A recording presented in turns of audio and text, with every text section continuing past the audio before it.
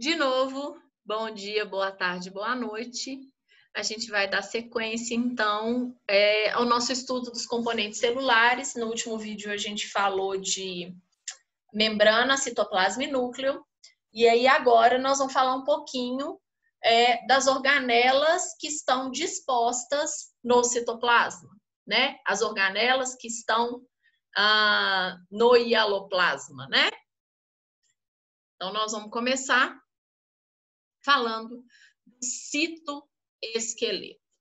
Gente, citocélula, esqueleto, né? Então, é o esqueleto da célula. Aí vocês estão vendo a foto de estruturas de marcação e de coloração das fibras que fazem parte do citoesqueleto. Então, citoesqueleto é o esqueleto celular, o próprio nome diz, né? Então, qual a função do esqueleto no organismo? Não é dar sustentação? Então, a função do esqueleto da célula é dar sustentação para a célula, né? Então, o citoplasma, ele está organizado sobre uma rede de proteínas e de filamentos. A função desse citoesqueleto, olha lá, e é o gato, tá, gente?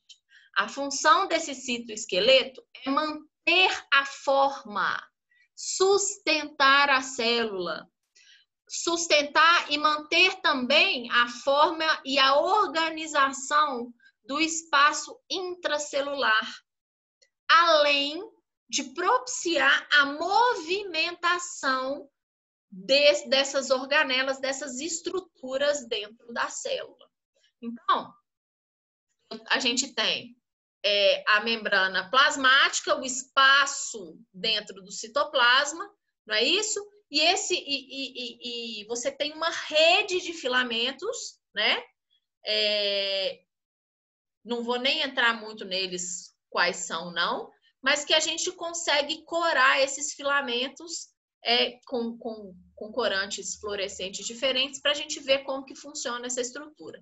Então, olha para vocês verem, ela é uma rede de filamentos, filamentos intermediários, microtúbulos, filamentos de actina, formando uma rede que vai sustentar essa célula, né? Uma outra organela, esta também fundamental, são as chamadas mitocôndrias. Vocês já ouviram falar delas aí? A gente tem um esquema, né? Mostrando como são as mitocôndrias. Essa mitocôndria é uma organela também formada por membrana. Então, ela tem uma membrana interna, uma membrana externa, as membranas. Eu tenho as membranas internas ainda sofrendo processos de dobradura e invaginação, dando origem às cristas mitocondriais, né? E essas mitocôndrias, elas são responsáveis por fazer um processo celular fundamental para a manutenção da vida da célula, que é o processo de respiração celular. Eu brinco que tudo que a gente faz no macro, a célula faz no micro. Então, se a gente respira, cada uma das nossas células respiram também. E quem é a organela responsável por esse processo de respiração? As mitocôndrias, né? Eles fazem... Então, qual que é o objetivo do processo de respiração celular? Gerar energia para os processos metabólicos da célula. E essa energia é gerada através de reações químicas a partir da molécula de glicose, né? Então, gerar energia para o organismo, quando eu falo em energia, eu estou falando na molécula energética do corpo, ATP, trifosfato de adenosina, né? Então, as mitocôndrias são responsáveis pela respiração celular, aonde moléculas orgânicas, principalmente a glicose, são quebradas, passam por processos metabólicos, liberando energia, essa energia para formar o ATP. Então, quanto maior a atividade celular, quanto mais essa célula trabalhar, maior o número de mitocôndrias que ela vai ter no seu citoplasma. Óbvio, gente, se a mitocôndria é responsável pela respiração e o processo de respiração quer dizer que é produção de energia, quanto mais eu trabalho, mais energia eu preciso. Então, mais mitocôndria eu tenho que ter, né? Então, como eu disse anteriormente, a mitocôndria ela é uma organela formada por membrana, também duas membranas de constituição semelhante à membrana plasmática, portanto, lipoproteicas, né?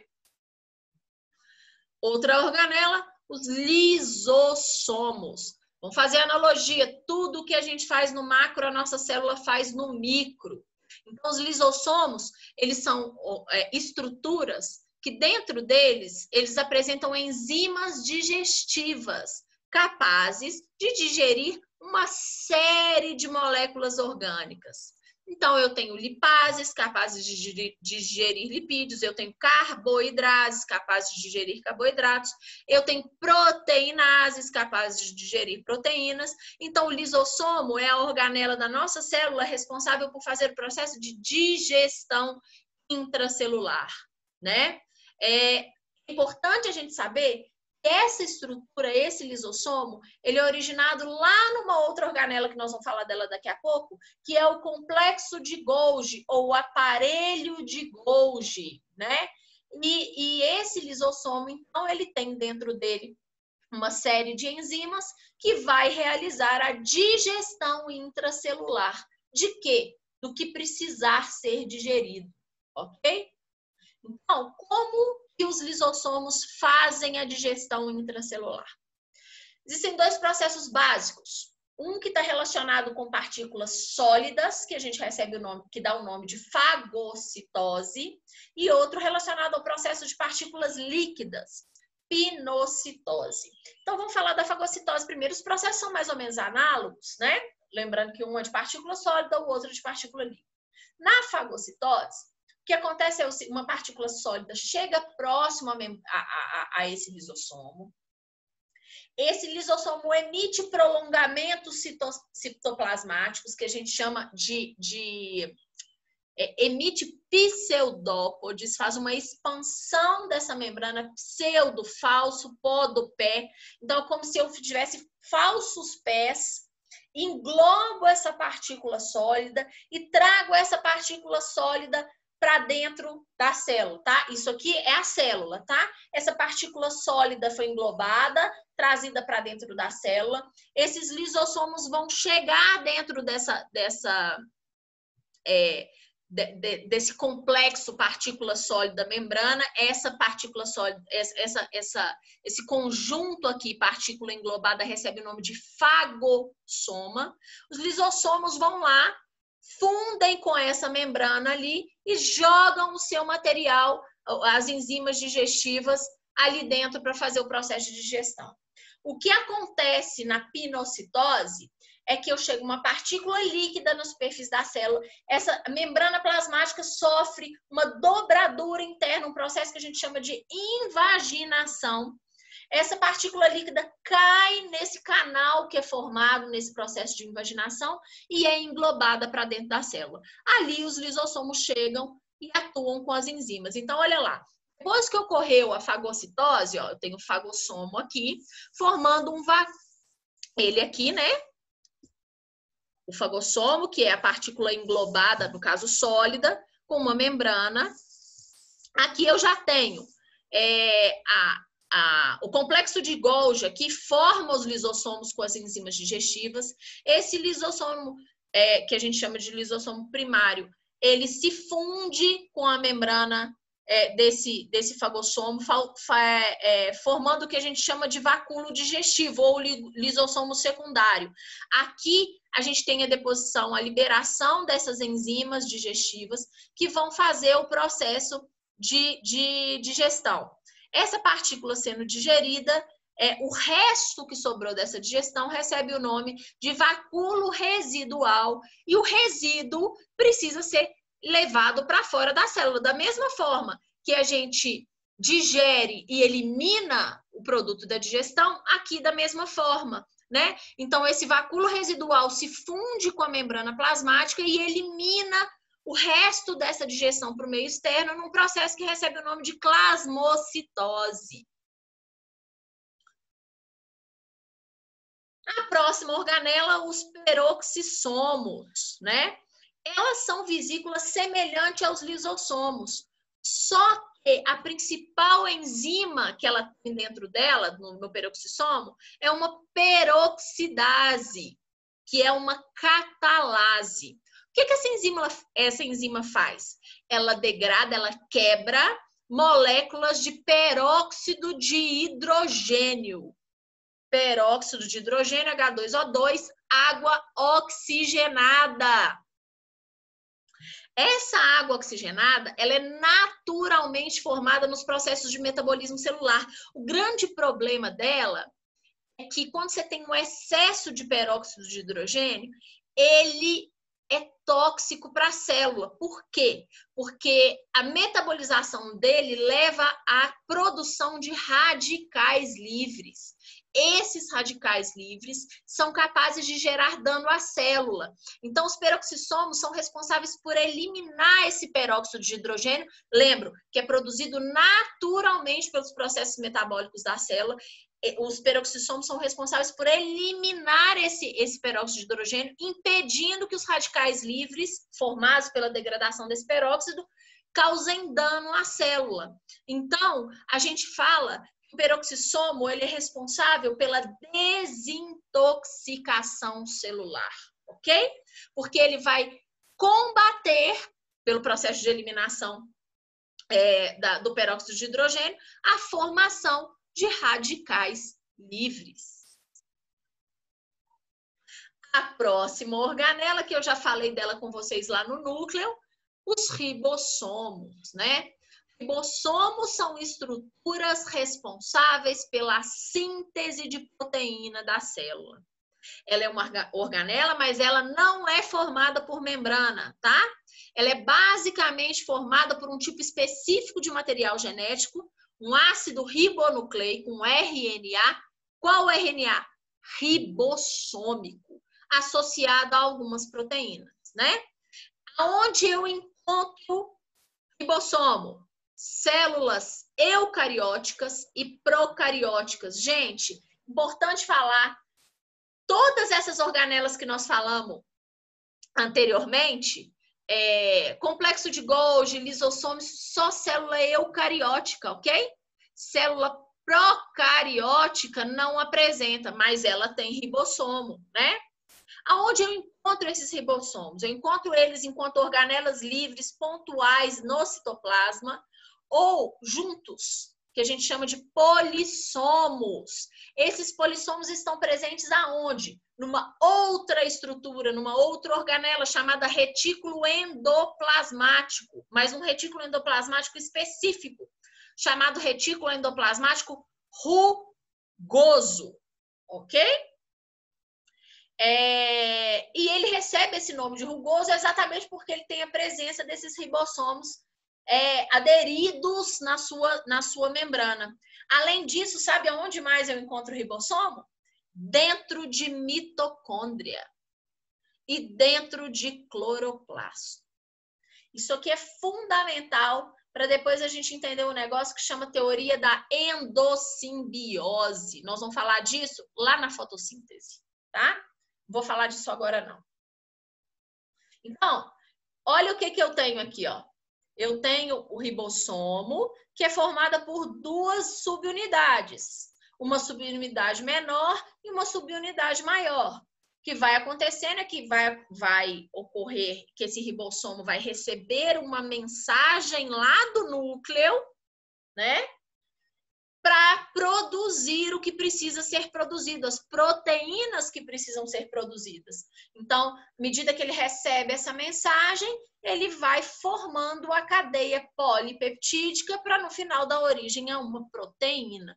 Síntese proteica, vocês vão ver lá no segundo ano. Retículo endoplasmático. Função do retículo. A gente falou que a função da mitocôndria é produzir energia, respiração celular. Função do lisossomo é digerir. Função do peroxissomo é eliminar peróxido de hidrogênio. Função do ribossomo é produzir proteína, fazer síntese proteica. Função do retículo endoplasmático, transportar substâncias, né? O retículo endoplasmático, ele é uma estrutura membranosa, né? Ele pode ser dividido em retículo endoplasmático rugoso, que nós acabamos de falar lá nos ribossomos, onde eu encontro ribossomos aderidos à membrana, e o retículo endoplasmático liso, ou agranular, em que eu não tenho ribossomos. Então, olha aqui, você tem uma imagem aqui, ó. Eu tenho esses pontinhos, esse em rosa, retículo endoplasmático rugoso, e esses pontinhos são os ribossomos. E aqui eu tenho o retículo endoplasmático liso, em amarelo, laranja, sei lá que cor é essa, em que eu não tenho ribossomos aderidos. Então, o retículo endoplasmático rugoso, ele vai, como qualquer retículo, transportar. Mas, além de transportar, ele também vai armazenar substâncias, né? Em que eu tenho aderido à parede externa, formando os grânulos, dando a impressão das rugas, os ribossomos, né? Esse ribossomo, a gente já viu que faz síntese de proteína. Ele vai fazer síntese de proteína sozinho ou aderido no retículo sarcoplasmático ou retículo endoplasmático. Então, ali eu vou ter produção de quê? De proteína.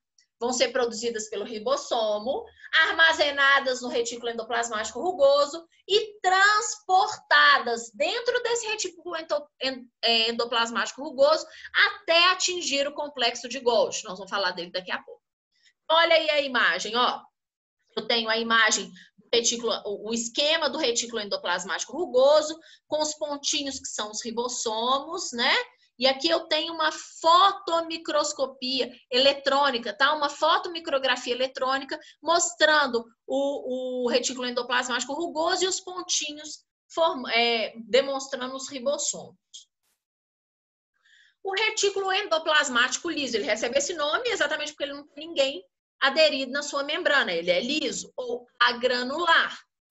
Também tem função de armazenar e transportar substâncias. Enquanto o rugoso, porque tem ribossomo, produz proteína, esse aqui que não tem ribossomo, a função dele é sintetizar lipídio, né? Ele é formado por um sistema de tubos. Então, olha para você ver a estrutura dele aí. Eu não tenho ribossomo aderido, eu vou sintetizar, ele vai sintetizar lipídio e vai transportar esse lipídio para algum outro lugar. Quem é esse outro lugar que nós já falamos lá no retículo endoplasmático rugoso? O aparelho de Golgi, ou complexo de Golgi, ou complexo golginense. Ele é o sistema de distribuição da célula. Então, ele é um centro que recebe as moléculas, armazena, transforma, empacota e distribui essas substâncias pela célula. É como assim, ele recebe os pacotes, processa e distribui. Ele é o correio da célula, né? Então, muitas das substâncias que passam por esse complexo, né, por esse aparelho, vão ser eliminadas de dentro da célula. Eliminadas quer dizer excretadas? Não necessariamente, mas são substâncias que são produzidas, liberadas para o meio extracelular e vão atuar lá em outros órgãos, em outras partes do organismo, né? Então, o complexo de Golgi processa e distribui para dentro da célula, não só para onde precisa distribuir, né? Então, onde eu encontro a localização desse aparelho de Golgi? Entre o retículo endoplasmático e a membrana da célula, obviamente, né? São também estruturas membranosas e achatadas. O que eles fazem? O retículo endoplasmático rugoso e liso sintetizam substâncias, o rugoso proteína, o liso lipídio. Eles armazenam essas substâncias e transportam essas substâncias até o complexo de Golgi. Esse complexo de Golgi, né, esse aparelho de Golgi, vai distribuir isso, ou seja, vai eliminar essas substâncias que foram produzidas pela célula, mas que precisam atuar em outros locais do organismo, como enzimas, por exemplo, né? Então, eu produzo enzimas em um determinado local da célula e ela vai atuar em outro local do corpo. Então, ela precisa sair de dentro da célula e chegar ao seu local-alvo, né? Quem faz isso é o aparelho de Golgi, né? Além disso, é o aparelho de Golgi que vai dar origem aos lisossomos. É também um aparelho de Golgi que vai formar a lamela média dos vegetais. Nós vamos falar de célula vegetal, nós vamos falar o que é lamela média, vocês vão entender. Mas só para lembrar, é a partir do lisossomo. É esse aparelho de Golgi que também vai formar uma estrutura do espermatozoide, o acrossomo, né? Além disso, o aparelho de Golgi também está relacionado à síntese de polissacarídeos, responsáveis, por exemplo, para a formação da parede celular de plantas, né? Então, o aparelho de Golgi ele é multitarefa, né? Olha ele aí, ó. Ele recebe o que foi formado, o que foi sintetizado, processa, empacota e distribui. E aí, nós vamos falar da célula vegetal. Isso tudo que nós falamos aqui, célula vegetal tem. Mas tem coisas que a célula vegetal tem que a célula animal não tem. Uma delas, inclusive, é a parede celular, né? Então, aqui a gente tem uma estrutura de célula vegetal e a gente sabe que é célula vegetal por algumas razões. E a primeira razão é a presença de parede celular, que célula animal não tem. Então, gente, tá vendo essa foto de microscopia aqui? Que eu tô vendo essa estrutura bem delimitada? Eu tô vendo membrana aqui? Não, eu tô vendo parede separando uma célula da outra, né? Então, essa parede, qual é a função dessa parede? Proteger a célula. Dependendo do tipo de célula vegetal que nós estamos falando, a parede celular tem uma constituição especial. O que ela vai fazer? Pensa, eu tenho uma parede rígida separando a minha membrana e o meu meio interno do meu meio externo. Então, você concorda que se essa parede é rígida, ela vai restringir a forma que essa célula vai ter, o tamanho dessa célula, fazendo com que ele tenha um aspecto fixo? Porque é como se fosse uma parede mesmo, parede, né? Estrutura rígida, então ela vai restringir a forma dessa célula.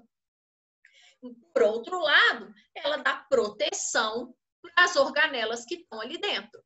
E aí essa estrutura que a gente está vendo aqui, ó, embaixo, é uma estrutura que vai fazer a comunicação entre duas células vegetais próximas, né? Então, a parede celular, ela vai determinar o tamanho e a forma. Ela é semi-rígida, totalmente permeável. Então, o que é isso, gente? Ela é rígida, mas ela permite a passagem de qualquer substância, né? Ela é responsável, ela é uma estrutura que vai revestir as células vegetais. Ela tem uma grande resistência à tensão. Por isso é que ela confere proteção, né? Então, as células vegetais, elas têm uma parede celular primária, que é formada basicamente de pectina e hemicelulose, e uma parede celular secundária, que é formada basicamente de celulose. Qual que é a diferença dessas duas? Gente, a parede celular secundária é muito mais resistente, é muito mais rígida do que a primária. Então, a parede celular primária, eu encontro ela aonde? Quando os vegetais estão em fase de crescimento, que as células estão aumentando de tamanho. Porque, embora ela seja uma estrutura de proteção, ela é uma estrutura mais flexível, permitindo o aumento do tamanho dessa célula, né? Enquanto eu encontro parede celular secundária em células que já estão completamente crescidas, né? Em vegetais adultos, basicamente, eu encontro parede celular secundária. E essa parede tem uma estrutura que é a chamada lamela média. Nessa lamela média eu tenho os chamados plasmodesmos, né? No citoplasma, só para esclarecer, A lamela média é a região de contato entre células vegetais adjacentes. E nessa lamela eu tenho a presença de plasmodesmos. O que são plasmodesmos? São como se fossem poros que comunicam o citoplasma de uma célula com o citoplasma de outro. Então, comunicação entre células, já que a parede ela é rígida, a comunicação entre os dois citoplasmas ocorre via plasmodesmos, ok? Dentro do citoplasma da célula vegetal, a gente tem a presença de cloroplastos. Cloroplastos, estrutura fundamental para o processo de fotossíntese. Nesse cloroplasto, eu tenho a presença de clorofila, né? Ela, então, é uma organela que é formada também por uma dupla membrana, assim como as mitocôndrias, e ele faz parte de um grupo que a gente chama de plastídeos, né? Ele é uma dupla membrana, assim como a mitocôndria, tendo uma membrana interna e externa, e internamente ele tem um sistema de membrana chamado tilacoides. Então, aí está o esquema do cloroplasto, uma membrana interna, uma membrana externa, e um sistema de membranas que recebem o nome de tilacoides, que são essas moedinhas aí, né? Esse formato de moedinha que vocês veem aí, né? Então, os cloroplastos, eles são produzidos, são sintetizados a partir de uma célula primordial, que a gente chama de proplasto, e a presença de luz faz com que eles se diferenciem em cloroplastos. Então, eu tenho um protoplasmo, um proplasto, que dependendo do estímulo que ele recebe, ele pode se diferenciar em vários, dentre eles o cloroplasto, que é responsável pelo processo de fotossíntese. Mas eu também tenho leucoplasto, que são estruturas de armazenamento de substâncias, e aí eles recebem o nome de leucoplasto. E eu tenho um outro que recebe o nome de cromoplasto, que normalmente ele armazena substâncias relacionadas à coloração, né? E essa coloração é responsável pelo processo de atração de polinizadores, o que quer que seja, né? Além disso, eu encontro dentro da célula vegetal os vacúolos, né? Então, célula vegetal madura tem grandes vacúolos centrais que podem ocupar de 80% a 90% do volume total das células. Então, em células jovens, eu tenho vacúolos menores e mais numerosos. Normalmente, eles vão se fundindo à medida que a célula vai ficando mais velha e aí formando um único vacúolo grande, né? Esses vacúolos também são originados do aparelho de Golgi. Então, olha ali para vocês verem, gente. Tá vendo o vacúolo ocupando grande parte do citoplasma da célula vegetal? Então, quando eu tenho a célula mais jovem, ela tem vacúolos menores que vão se unindo para formar um vacúolo maior que ocupa grande parte do citoplasma da célula, deixando as organelas citoplasmáticas apertadas na periferia, né? Então, eu tenho, olha para você ver como que é a estrutura, eu tenho a parede celular, o citoplasma aqui dentro, um vacúolo ocupando grande parte do citoplasma e o núcleo e as organelas na região periférica da célula. E quais são as funções desses vacúolos? Eles podem armazenar substâncias, eles podem acumular proteína, íons e outros metabólitos, como substâncias proteicas. Eles são responsáveis pelo controle osmótico da célula. O que é o controle osmótico? Tem a ver com a quantidade de água que tem dentro e fora, o equilíbrio entre os dois, né? Porque se eu tenho muita água dentro e pouca água fora, essa célula perde água para o meio, né? Então, ele é responsável por manter esse equilíbrio entre meio interno e externo, né? Então, com isso, a gente termina os componentes celulares para a gente poder dar uma entrada na botânica propriamente dita, na nossa próxima aula, que vai ser trabalhada a fotossíntese. Então, aguardem, confiem, nosso próximo tópico fotossíntese.